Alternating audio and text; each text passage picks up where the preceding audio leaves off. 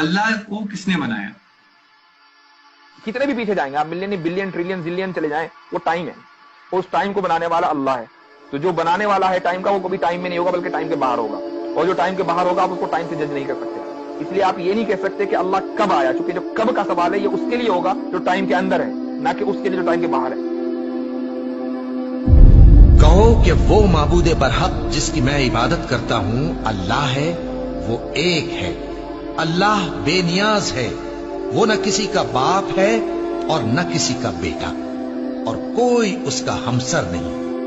अल्लाह वो माबूदे बरहक है कि उसके सिवा कोई इबादत के लायक नहीं।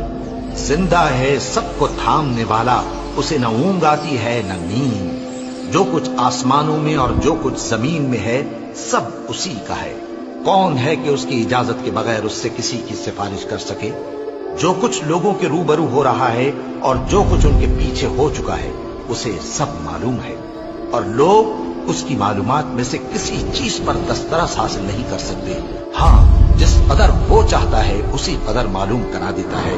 उसकी बादशाही और इल्म आसमान और जमीन सब पर हावी है, और उसे उनकी हिफाजत कुछ भी दुश्वार नहीं। वो बड़ा आली रुतबा है, जलीलुल कद्र है।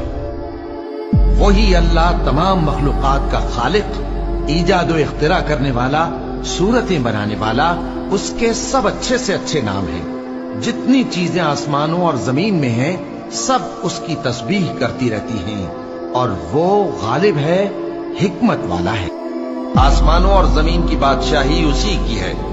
वही जिंदगी देता है और वही मौत देता है, और वो हर चीज पर कादिर है। वही अव्वल और वही आखिर, और अपनी कुदरतों से सब पर जाहिर और फिर भी पोशीदा है, और वो हर चीज का खूब जानने वाला है। वही है जिसने आसमानों और जमीन को 6 दिन में पैदा किया, फिर अर्श पर जलवा अफरोज हुआ। जो चीज जमीन में दाखिल होती और जो उससे निकलती है, और जो आसमान से उतरती और जो उसमें चढ़ती है, सब उसको मालूम है। और तुम जहां कहीं भी हो वो तुम्हारे साथ होता है, और जो कुछ तुम करते हो अल्लाह उसको देख रहा है।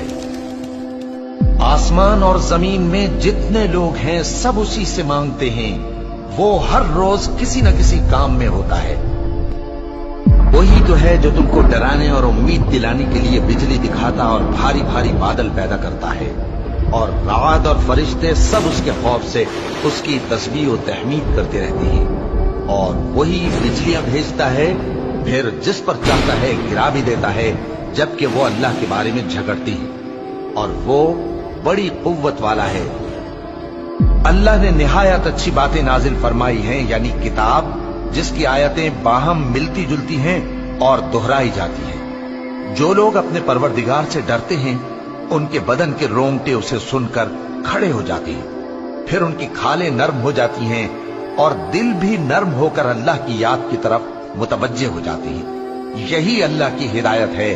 वो इससे जिसको चाहता है हिदायत देता है, और जिसको अल्लाह गुमराह रहने दे उसको कोई हिदायत देने वाला नहीं। अल्लाह ही खलकत को पहली बार पैदा करता है, फिर वही उसको दोबारा पैदा करेगा, फिर तुम उसी की तरफ लौट कर जाओगे।